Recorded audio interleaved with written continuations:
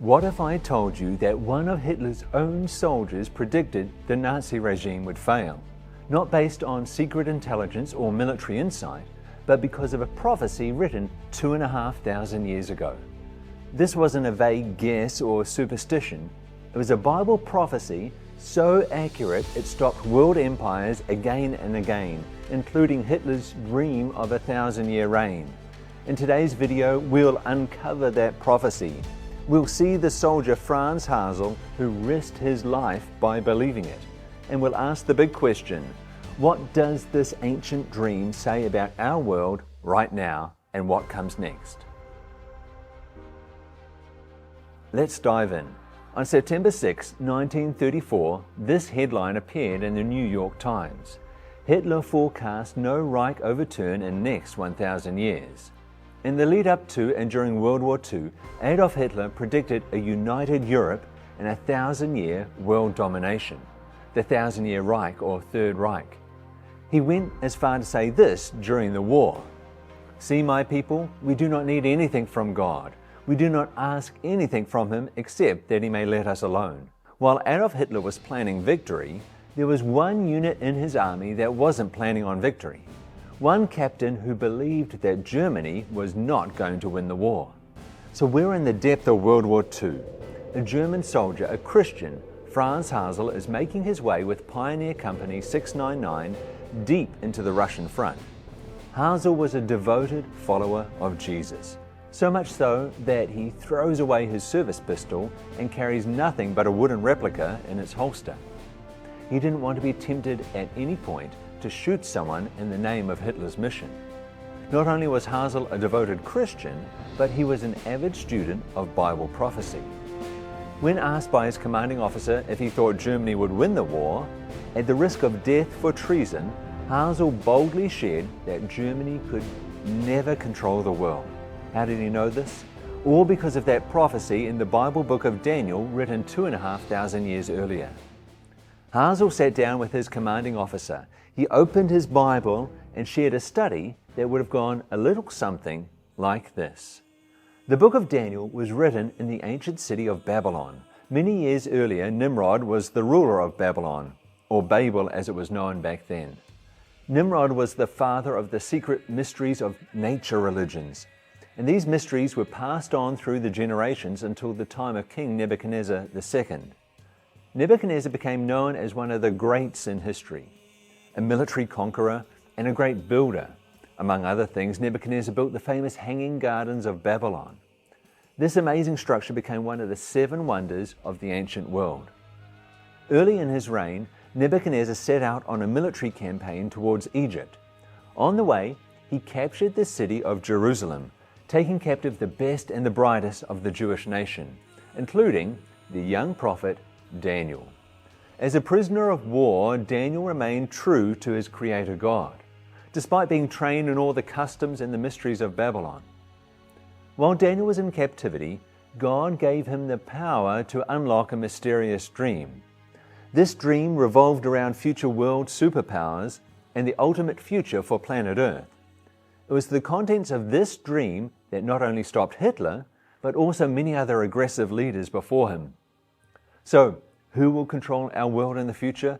Will it be the United States, Israel, China? Will it be a religious leader such as the Pope or a united Europe? Will one of the nations of Islam dominate the new world? Well, in order to know the future, we must first understand the past. The amazing prophecy that captured the attention of Franz Hasel is found in the 2nd chapter of Daniel. If you have your Bible, I invite you to follow along with me.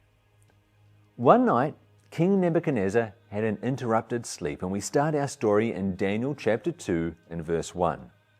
Now in the 2nd year of Nebuchadnezzar's reign, Nebuchadnezzar had dreams, and his spirit was so troubled that his sleep left him. The king had a dream that really bothered him. Being the most powerful man in the world, not much was outside of his control. However, this dream kept him awake. He knew he had dreamed of something important, but he couldn't remember the details, and he certainly didn't know what it meant. Have you ever experienced this? You dream something significant and you wake up in the morning and it vanishes from your mind as soon as you go to tell someone else about it. Well, when you're rich and powerful, like Nebuchadnezzar was, you don't need to sit around wondering. You have people to take care of these things. Daniel chapter 2, verses 2 to 5. Then the king gave the command to call the magicians, the astrologers, the sorcerers, and the Chaldeans to tell the king his dreams. So they came and stood before the king.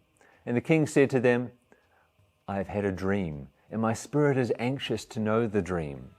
Then the Chaldeans spoke to the king in Aramaic, O king, live forever.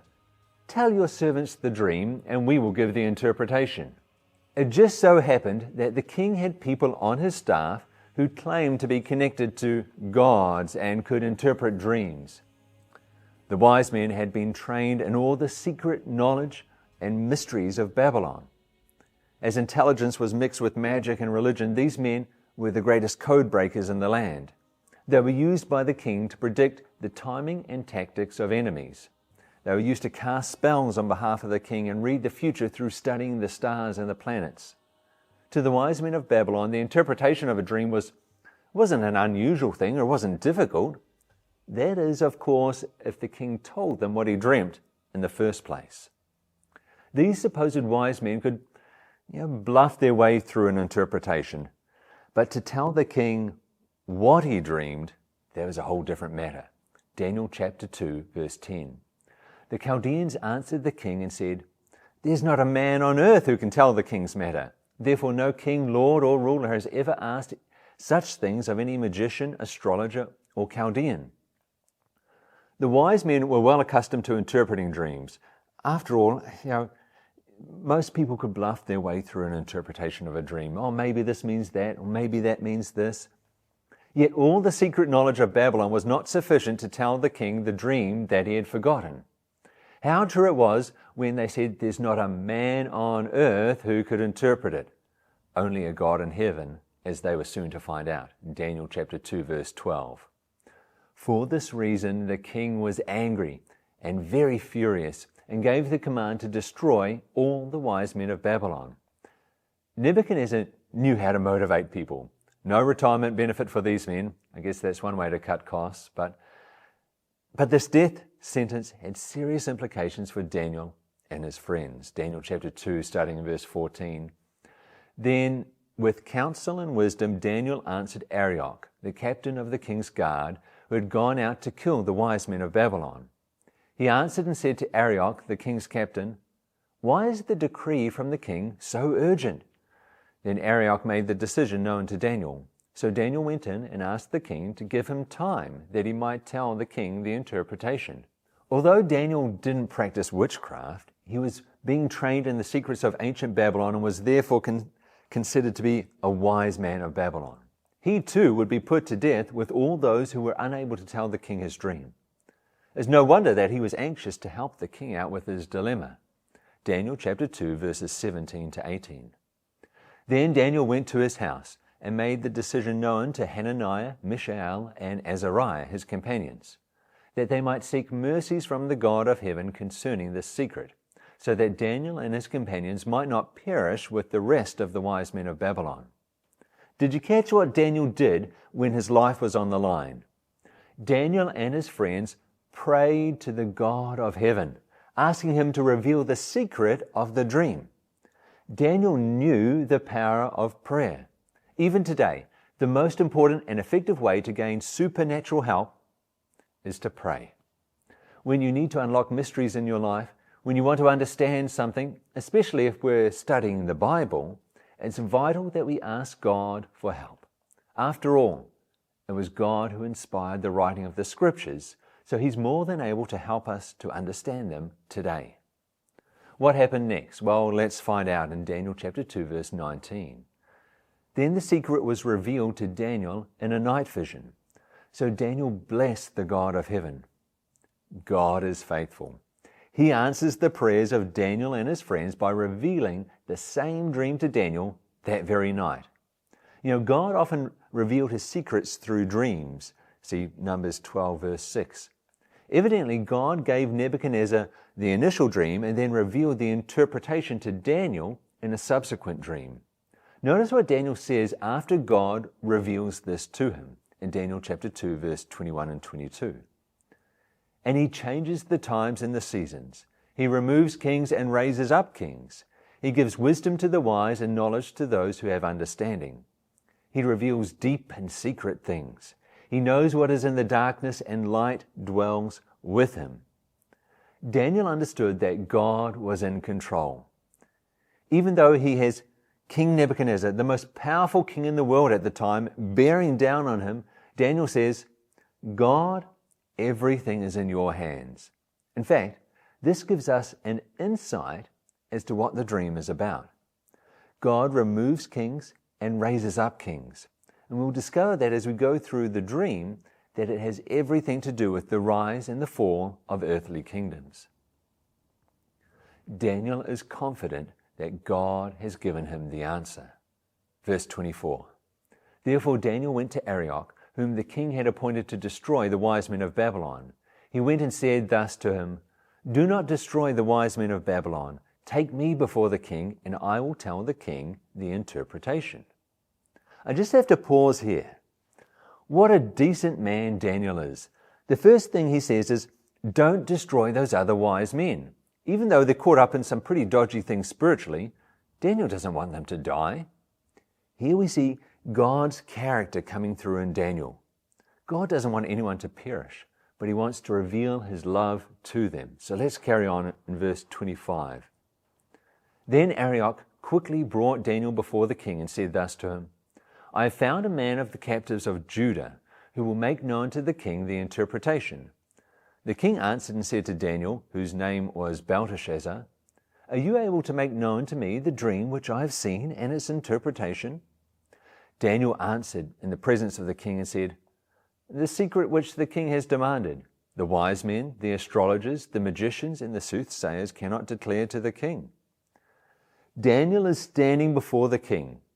He takes this opportunity to share an important lesson for the king and for us today.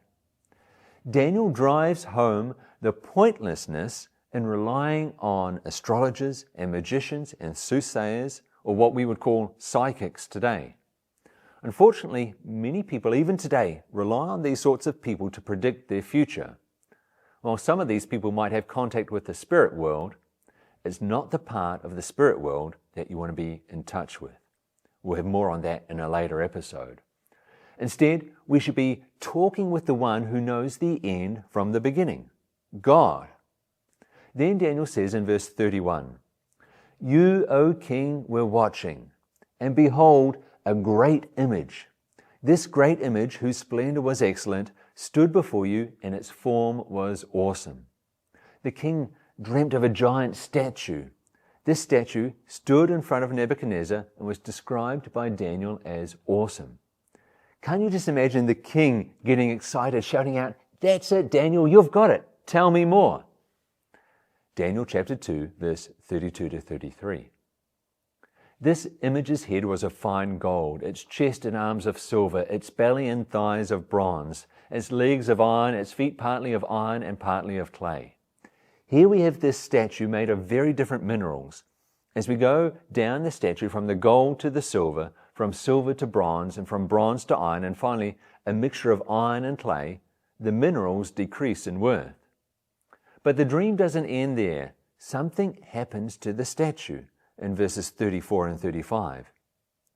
You watched while a stone was cut out without hands, which struck the image on its feet of iron and clay, and broke them in pieces. Then the iron and clay, the bronze, the silver, and the gold were crushed together, and became like chaff from the summer threshing floors. The wind carried them away so that no trace of them was found. And the stone that struck the image became a great mountain and filled the whole earth. Daniel told King Nebuchadnezzar that a supernatural rock would hit the image, not on its golden head, but at its clay-bound feet. This rock would then take the place of the image and fill the whole earth with its presence and power. So we have all these metals and this rock. What does it all mean? Well, sometimes people will take symbols from the Bible and try and fit their own ideas around it. Or they'll see a news item and they'll think, oh, maybe that fits in with the Bible. How can I make that fit? But that's not how God wants us to approach the Bible. God gives us the answers within the Bible. And this is the same for all prophecy. We are to let the Bible interpret itself. This is the key to understanding prophecy. Oftentimes with Bible prophecy, we have to search for the meaning of a prophecy. We might come across a symbol, and then we have to search the rest of the Bible to see where it's used so that we can decode what the prophecy is talking about. Fortunately, in this prophecy is pretty easy.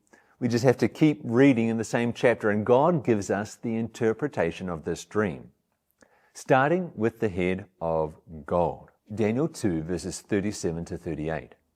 You, O king, are a king of kings, for the God of heaven has given you a kingdom, power, strength, and glory. And wherever the children of men dwell, or the beasts of the field, and the birds of the heaven, he has given them into your hand, and has made you ruler over them all. You are this head of gold. Then we go on to see in verse 39 that this isn't just talking about individual kings, but the kingdoms they represent. Isaiah had previously described Babylon as the golden city. The precious mineral gold is a perfect symbol for the wealth, the power, and superiority of Babylon. Babylon appeared to be impregnable.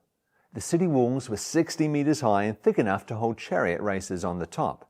The city had a moat around the walls with an equal cubic capacity to the walls themselves. The gates of the city were solid brass, and within the city there seemed to be limitless resources. It was the Babylonians who first charted out the heavens, mapping out the sun and creating the sundial. It was the Babylonians who discovered the system of length, area, capacity, and weight. They divided the day into hours and minutes. They were gifted in music and the arts, and they were also brilliant in business. It wasn't long before the city of Nebuchadnezzar became the commercial center for the region, and riches flooded into the city. Babylon was a golden city. It appeared to have a golden future. But notice what else Isaiah had to say about it in Isaiah 13, verses 19 to 20.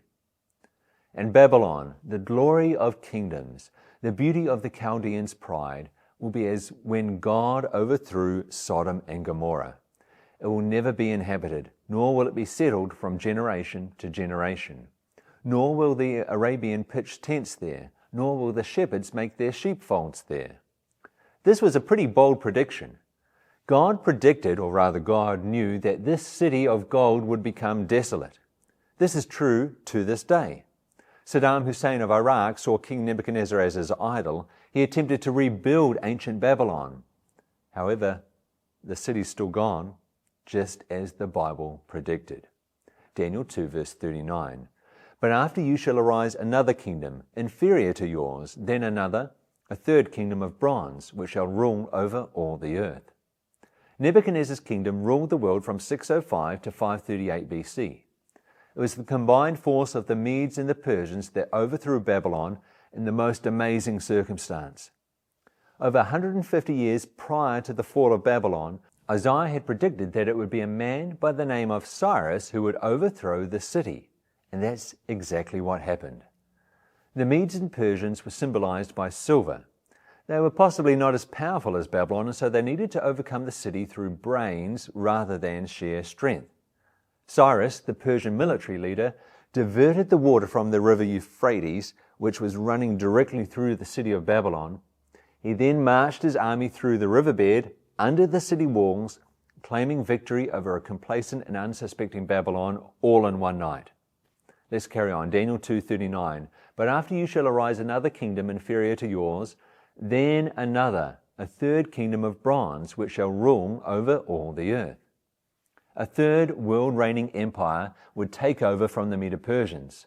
Alexander the Great led the Greeks to victory over the Medes and Persians at the Battle of Arbela in 331 BC. The Greeks were known for their bronze armor and swift victories. The Jewish historian Josephus documented how Alexander the Great knew his destiny as a result of being shown the prophecies of Daniel. So we're now a long way past the time of Daniel and Nebuchadnezzar, and this prophecy is still being fulfilled. What does the Bible tell us would happen next? Daniel 2, verse 40. And the fourth kingdom shall be as strong as iron, inasmuch as iron breaks in pieces and shatters everything. And like iron that crushes, that kingdom will break in pieces and crush all the others. Sure enough, In 168 BC, it would be another world reigning empire, the Iron Monarchy of Rome, that would take over from Greece. Like the long legs on the statue, they would rule for a long time, 600 years in fact. It was the Romans who were ruling at the time of Jesus. It was also the Romans who persecuted God's people. When Rome comes to its end, we're now over 1,000 years after Daniel recorded the vision. You know, you or I might be able to predict world events a few years in advance, but 1,000 years and 4 empires later, none of us can see that far ahead. But you might be thinking, 4 empires one after the other with a few interesting parallels with the metals.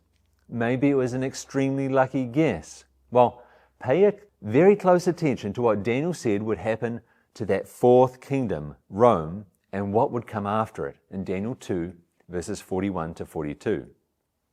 Whereas you saw the feet and toes partly of potter's clay and partly of iron, the kingdom shall be divided, yet the strength of the iron shall be in it, just as you saw the iron mixed with ceramic clay. And as the toes of the feet were partly of iron and partly of clay, so the kingdom shall be partly strong and partly fragile. Instead of another world empire, Rome would be divided into numerous kingdoms symbolized by the 10 toes. Well, by 476 AD, barbarian tribes had conquered Rome, and 10 of these tribes eventually became modern Europe. For example, the Anglo-Saxons became England, the Lombards became the Italians, and the Franks became the nation of France. It's amazing just how accurately this prophecy has been fulfilled. God says that He can see the end from the beginning. And this prophecy certainly proves that when you consider how accurately it's been fulfilled. The amazing thing is, this prophecy of Daniel 2 is just the beginning of the powerful prophecies in the Bible that have been accurately fulfilled. And we're going to look at some more of those as we go through this series, Secrets of Prophecy. Now, coming back to our original story. Remember, Hitler was predicting a 1,000-year Reich or reign and a united Europe. But let's see what the Bible has to say about that in Daniel 2, verse 43. As you saw iron mixed with ceramic clay, they will mingle with the seed of men, but they will not adhere to one another, just as iron does not mix with clay. The nations of Europe would mix together, both economically and through intermarriage. However, the Bible predicted that they would never become fully united. There would always be separate nations. They would never become a single entity like the United States, for instance, as a single nation. This aspect of the prophecy has stopped dictators and military aspirants for hundreds of years. Charlemagne, Napoleon, Kaiser Wilhelm, and Hitler have all attempted to unite Europe, but they've all failed. Even the European Union is doing its best to unite Europe. However, according to the Bible and Bible prophecy, deep divisions will remain forever. You know, some have likened modern Europe to a giant sporting team, individuals coming together for a common cause but always retaining their individuality. Kaiser Wilhelm II, the German emperor, king of Prussia, had big ambitions for ruling Europe. Notice what he said about this very prophecy that we've been studying. Daniel's prophecy does not fit with my plans. I can't accept that. Where Charlemagne and others have failed, I will succeed. When he came across the statue of the prophet Daniel at the Metz Cathedral in France, he told them, "Remove Daniel's head and replace it with mine," which they did. But you know what happened? He failed. And after he failed, a placard was placed around with the words, "Sic transit gloria mundi." Thus passes the glory of the world. God's word stands. His prophecies are sure. Which brings us back again to the story. You remember Franz Hasel, the Christian in the German army who told his commanding officer that Hitler couldn't win. Hitler couldn't unite Europe because of what this prophecy in Daniel 2 said. Well, his commanding officer believed him, and he set up stores of fuel and food as they were advancing into the Russian front. This meant when they had to retreat, as they knew they would have to, they would be able to survive. Amazingly, of the 1,200 men in Unit 699, only 7 arrived home safely, one of those being Franz Hasel. Now, if we were to stop here, that would be amazing enough in itself, that this prophecy had stopped all these rulers. We could say the Bible successfully predicted or knew all these kingdoms. We can trust God's word. But the prophecy didn't stop there. There was a rock, you remember, a rock cut out without hands that struck the statue at its feet. And Daniel gives the interpretation of this in Daniel 2, verse 44. And in the days of these kings, the God of heaven will set up a kingdom which shall never be destroyed, and the kingdom shall not be left to other people. It shall break in pieces and consume all these kingdoms, and it shall stand forever. Who is that rock? Well, the Bible leaves us with no doubt at all about who it's talking about. 1 Corinthians 10:4. And all drank the same spiritual drink, for they drank of that spiritual rock that followed them, and that rock was Christ. The rock is a clear symbol in the Bible of Jesus. It will be Jesus that sets up a kingdom that will never fall. The stone strikes the statue at its feet. This indicates that Jesus will come during the time of the divided nations. The kingdoms of this world will be destroyed. This event could happen at any time. As we look down through human history, we can see that we're living at the time of the toes of that statue. Just as all the previous aspects of this prophecy have been perfectly fulfilled, so it will be that Jesus will come soon and establish his kingdom. Friend, we're living on the very edge of human history, on the tip of the toenails of that statue. Everything in this prophecy has happened just as God said it would, 100% accuracy, so we can be sure that Jesus will return, and soon. I think we can share King Nebuchadnezzar's response when he said in Daniel 2:47, the king answered Daniel and said, "Truly your God is the God of gods, the Lord of kings and a revealer of secrets, since you could reveal this secret."